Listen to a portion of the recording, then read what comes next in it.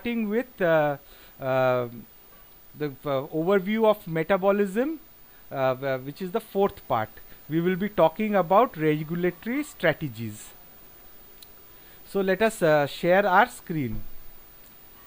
So it is evident that the complex network of reactions constituting intermediary metabolism, it must be rigorously regulated. At the same time, metabolic control must be flexible because the external environment of the cell are not constant. So metabolism essentially is regulated by three steps. First is controlling the amounts of enzymes, their catalytic activities, and the accessibility of substrate. The amount of particular enzyme depends on both its rate of synthesis and its rate of degradation.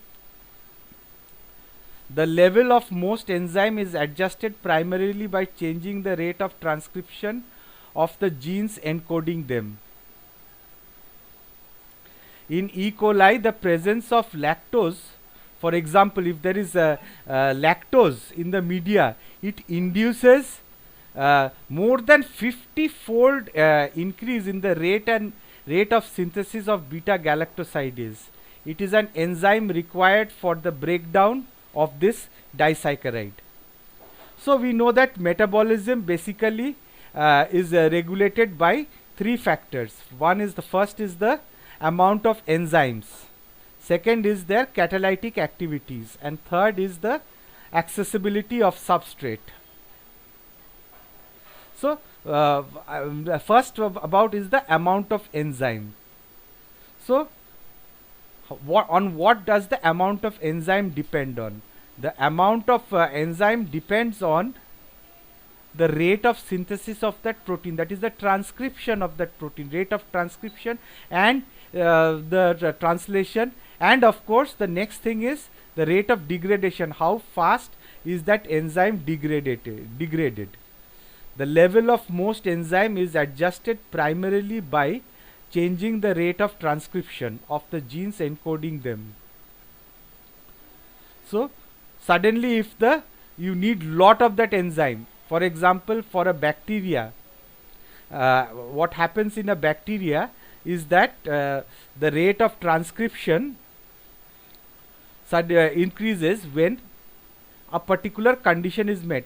In E. coli, for example, if in that media suddenly lactose comes, then you see that the genes metabolizing lactose, the genes encoding the enzymes metabolizing lactose, they become active and they are expressed in much higher quantities, because you need enzymes which will metabolize lactose.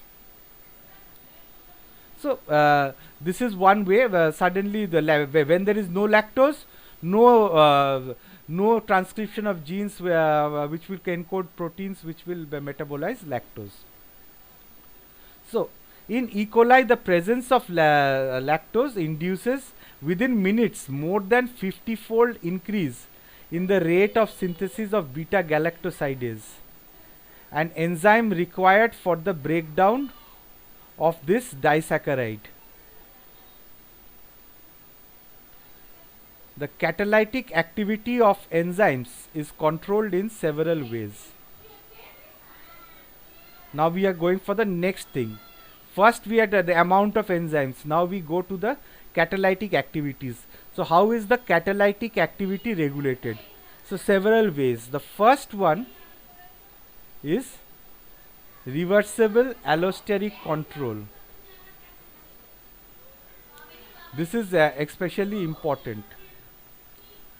Now in many reactions, especially the first reaction in many biosynthetic pathway, it is first or second is allosterically inhibited. PFK2 in glycolysis, it is the phosphofructokinase 2, that is allosterically inhibited, is regulated. So what is allosteric regulation? Allosteric regulation is that you have the active site of the enzyme, it does not bind on the active site of the enzyme, rather it binds to some place apart from the active site of the enzyme, and it influences then. So that is what you may have called by allosteric regulation. That the regulation with by this mediator, it is from a site other than the active site. It can be positive, it can be negative.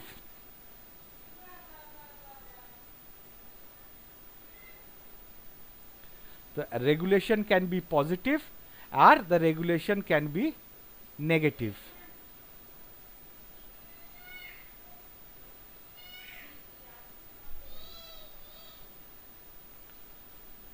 I have to take this because the principal needs the attendance today and the other days, and so I have to pass it to him. On the basis of this, you will be either allowed to sit in your exams or not. Okay. So this is what you mean by allosteric regulation. Okay. The inhibition of aspartate transcarbamylase by cytidine triphosphate is a well understood example of feedback inhibition. Another feedback inhibition is, say for example, you have high amounts of glucose 6 phosphate. Glucose 6 phosphate gives a feedback inhibition to glucose, to the enzyme hexokinase, that no more, please don't make any more glucose 6 phosphate, because there is a high amount of glucose 6 phosphate already present. So it's a negative feedback. It says no more. The amount of product, it negatively inhibits the enzyme into producing more of this product because the cell doesn't need it.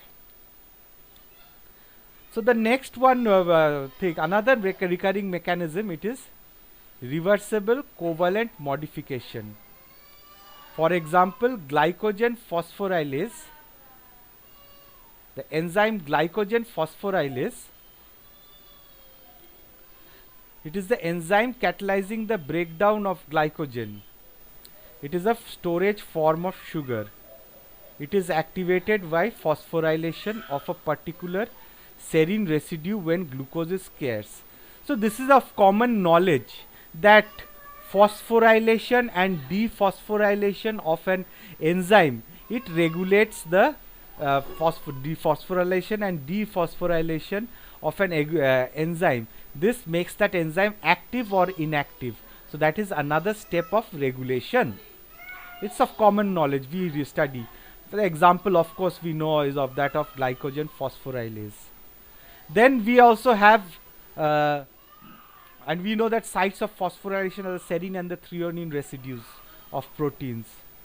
Hormones coordinate metabolic reactions between different tissues, often by regulating the modification of key enzymes. So there are hormones which actually they function in phosphorylating and dephosphorylating. They help the enzyme to phosphorylate and become active, or dephosphorylate become inactive. So this is how hormones work. Hormones such as epinephrine or adrenaline trigger signal transduction cascades that lead to highly amplified changes in metabolic patterns in target tissues such as muscles. The hormone insulin promotes entry of glucose into many kinds of cells. So the hormone insulin, it promotes the entry of glucose into many kinds of cells. You know about how insulin regulates the metabolism. Hormone insulin promotes the entry of glucose into many types of cells. We have seen about what happens into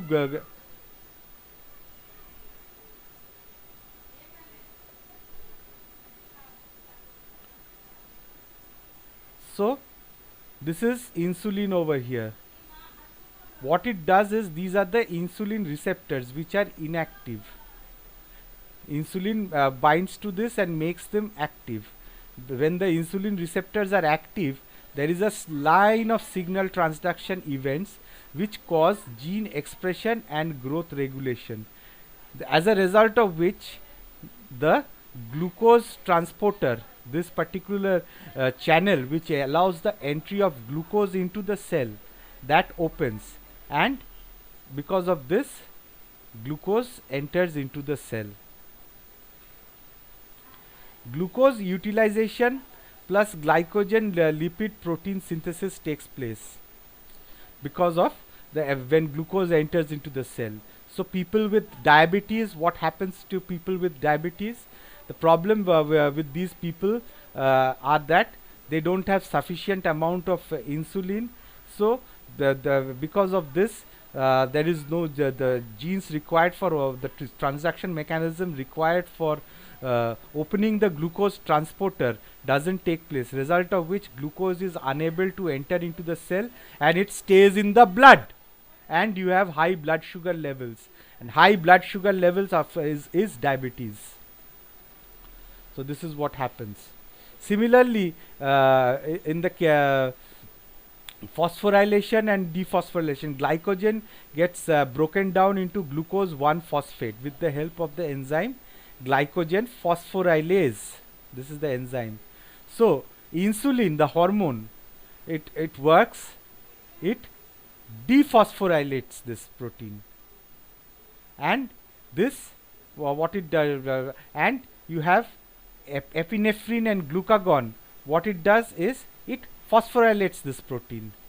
Phosphorylate works positively, and this converts glycogen into glucose 1-phosphate, and protein phosphatase removes this phosphate, and glycogen phosphorylase becomes inactive and more glucose is not produced, because insulin wants to reduce the level of glucose, it doesn't want to increase it. But glucagon and adrenaline, they, because it's adrenaline is a flight and fright hormone, you are running away, you're frightened, your body needs more energy, more glucose, so it promotes more glucose breakdown. So this is how these are the how reversible modifications they work.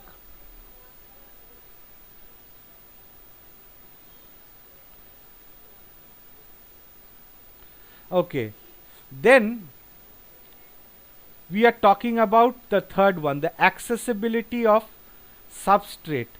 Now if a substrate, how will a substrate not be available? Why will a substrate not be available for an enzyme? It will be not available for an enzyme because it is in a different chamber. The enzyme is in a different chamber, and the substrate is in a different chamber, so the enzyme is not getting substrate, and so the reaction is not taking place. So there is a compartmentalization which takes place. So, and the regulation of compartmentalization, that is the flux of substrate, regulates metabolism. The transfer of substrate from one compartment of a cell to another, that is from the cytosol to mitochondria, can serve as a control point. An important general principle of metabolism is that biosynthetic and degradative pathways are almost always distinct. Then the next thing is, as we have seen, that the compartmentalization segregates opposed reactions. The next thing which we are talking about is the energy state.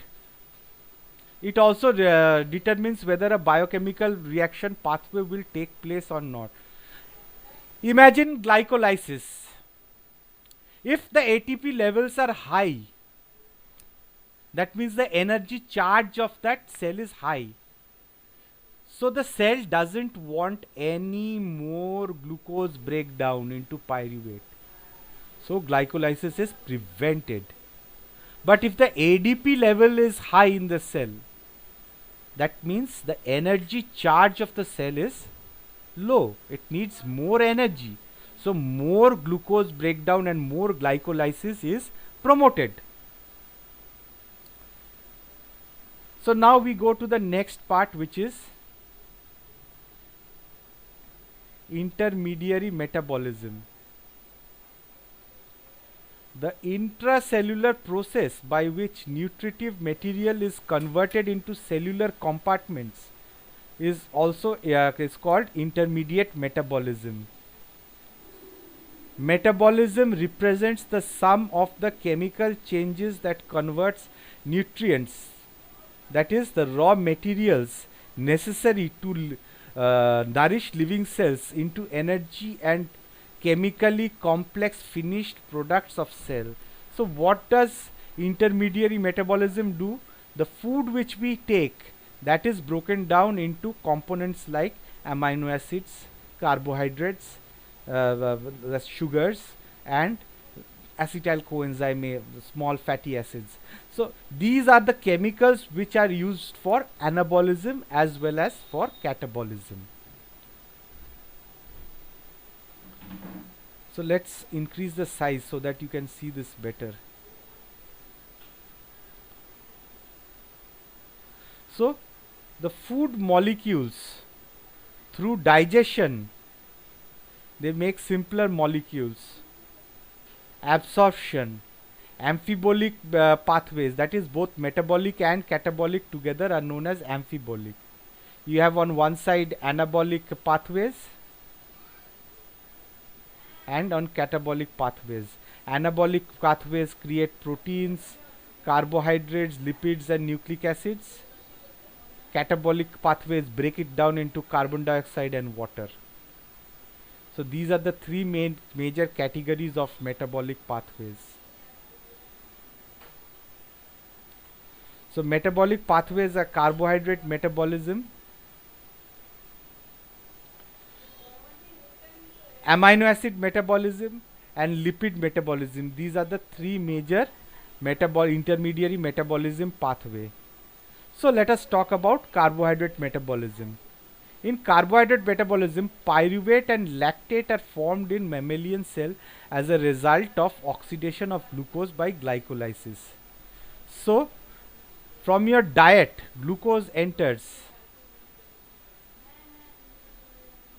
You have glucose phosphates formed. They break down into triose phosphates. They break down into pyruvate. This is the, we had talked about, this is the glycolysis part. Then they enter into the Krebs cycle. From the Krebs cycle, they can be converted into proteins. Pyruvate can be converted into amino acids. Lactate and pyruvate are interconnected. Fatty acids and acetyl coenzyme A, they are also interconnected.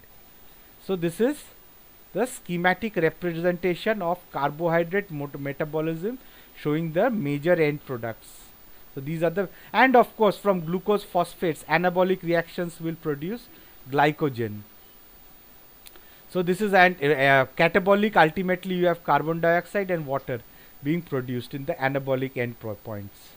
In between you have pentose phosphate pathways and lots of intermediary, this whole stuff is intermediary metabolism. Now if we look into the lipid metabolism, you have find that triglycerol or fat from lipolysis is broken down into fatty acids. They are broken down by beta oxidation into acetyl coenzyme A, enters into the citric acid cycle.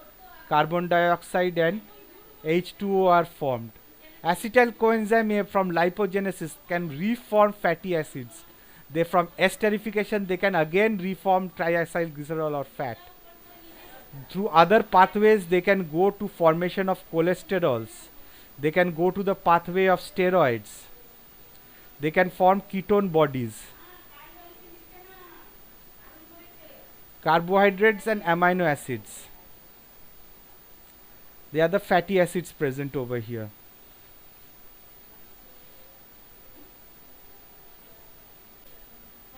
Next we go for the metabolic pathways, that is amino acid metabolism. So in amino acid metabolism what happens is tissue proteins, they are broken into amino acids. Diet proteins, they are broken into amino acids. Amino acids, as you have seen, they can be converted into carbohydrates. Through the process of transamination which you have read, they can form amino nitrogen, glutamate. They will form ketone bodies on the other hand. non-protein nitrogenous derivatives. Transamination, they can form acetyl coenzyme A. You have read about transamination, deamination. They enter into citric acid cycle. From there, they can enter into H2O.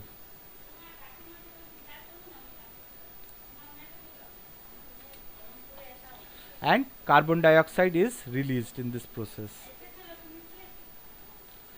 So this is the schematic representation of amino acid metabolism showing the major end products.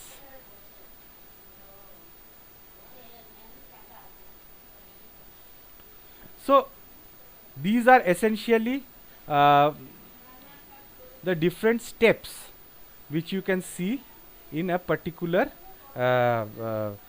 intermediary metabolic reaction. You have a you have a carbohydrate, you have proteins, and you have fats.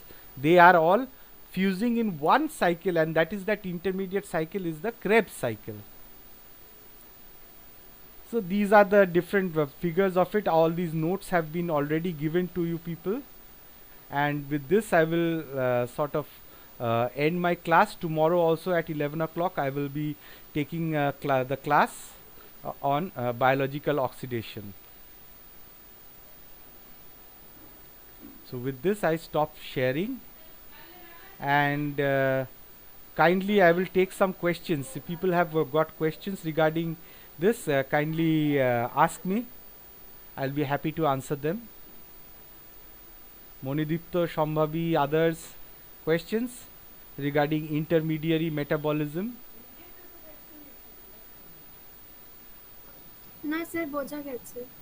এটা কে সম্ভাবী? হ্যাঁ sir. হ্যাঁ, এইটাতে নামগুলো পড়া বলছে না, কে কথা বলছে, খালি আমাকে দেখাচ্ছে কেন আমি জানি না। আচ্ছা স্যার আপনি গুগল ও আচ্ছা, এবার এসছে ট্রান্সফার করে নিন। হ্যাঁ হ্যাঁ, না ওটা আনপিন করা ছিল, পিন করা ছিল আমার। ফাইন ফাইন ফাইন, হ্যাঁ ঠিক আছে, okay, very well, go ahead, best of luck. ঠিক আছে, আমি কালকে করে নিচ্ছি। কালকের ক্লাসটা হবে মোস্ট প্রবাবলি, মানে যদি প্রবলেমস না থাকে, মানে মেন ক্লাসের মধ্যে লাস্ট ক্লাস হবে, মানে আমার পোর্শনের কালকের ক্লাসটা মানে তারপরে অসুবিধে হলে যদি কিছু বুঝতে টুঝতে হয় আমাকে বলো, I will take another class, I will take another one, কেন 3-4টে ক্লাসও দরকার হলে নেব। তোমাদের প্রবলেমস যখন হবে এসে আমাকে লিখো, জানিও। ঠিক আছে, okay, bye, thank you very much. Okay sir. Okay.